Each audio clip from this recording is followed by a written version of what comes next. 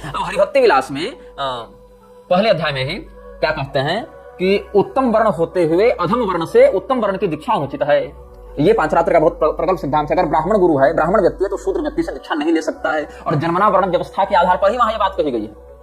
लेकिन इस्कॉन क्या करता है, प्रभुपाद स्वयं ब्राह्मणेतर था, शूद्र था, इसका गुरु भी, सब लोग उसी प्रकार से थे। तो इस्कॉन में क्या हो रहा है, शूद्र भी ब्राह्मणों को दीक्षा दे रहा है और म्लेच्छ भी दीक्षा दे रहा है।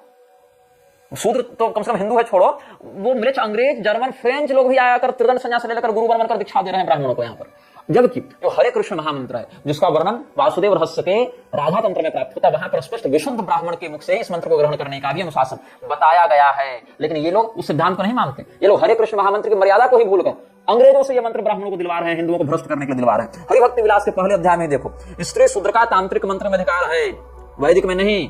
किंतु इस्कॉन वाले स्त्रियों को गायत्री मंत्र की भी दीक्षा देते जा रहे हैं, ताकि वो लोगों को ब्राह्मण दिखा सके कि हमने गायत्री दे दी, अभी ब्राह्मण हो गया। फिर देखो हरिभक्ति विलास के 10वें अध्याय में, भगवत भक्त वही है जो स्मार्त विधि का अनुसरण करे। इस प्रकार से वहां पर गोपाल भट्ट स्वामी जी ने शास्त्रीय प्रमाण प्रस्तुत किया है। जबकि ये जो है, जो प्रभुपाद का गुरु था और उसका बाप जो था केदार दत्त और ये विमला प्रसाद दत्त, इन लोगों ने स्मार्तों को अपसंप्रदाय कह के, भ्रष्ट कहकर तिरस्कृत किया है। तो ये लोग स्वयं हरिभक्ति विलास के विरुद्ध जाते हुए दिखते हैं। और पोल खोलता हूं, सुनो, मध्वाचार्य जी जो है भागवत के 10वें स्कंद के 12 से 14 अध्याय को स्वीकार नहीं करते हैं। क्यों स्वीकार नहीं करते हैं, इसका क्या प्रतिवाद हुआ? तो जीव गोस्वामी जी ने जो टीका की है यहाँ पर, वहां पर लघुतोषणी टीका जो है, लघुतोषणी किसकी है? जीव गोस्वामी जी की। वहां पर क्या कहते हैं, तदीय संप्रदायानंगीकार प्रामाण्येन तस्या प्रामाण्यम चेत अन्य संप्रदायांगीकार प्रामाण्येन विपरीतम कथम न स्यात्। ये कहते हैं।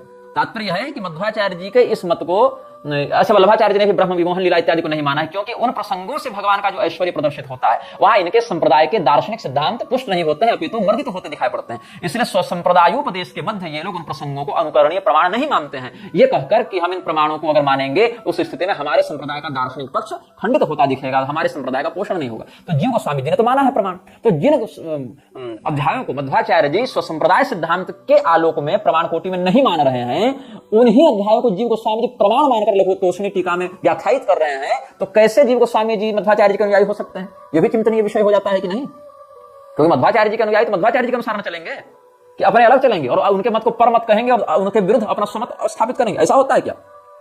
और यहां तक कि जो चैतन्य चंद्रोदय नामक नाटक है कवि कर्णपुर का, उसमें 8 अष्टम अंक का देखेंगे आप, अपरे तत्ववादिनास्ते तथा विधा एवं निर्वद्यम न भवति तेषां मतम। महाप्रभु जी जो है चैतन्य महाप्रभु, उन्होंने मध्व मत को दोषयुक्त ही माना, दोषमुक्त नहीं माना। मध्वाचार्य जी के मत को उन्होंने अगर दोषयुक्त माना है तो इसका अर्थ है कि वो द्वैतवादी तो नहीं हो सकते। दोषयुक्त तो वही कहेगा जो अद्वैती होगा। अगर कोई व्यक्ति अद्वैत को दोषयुक्त कह रहा है मतलब वो द्वैतवादी है, कोई अगर द्वैत मत को दोषयुक्त कह रहा है मतलब वो अद्वैतवादी है।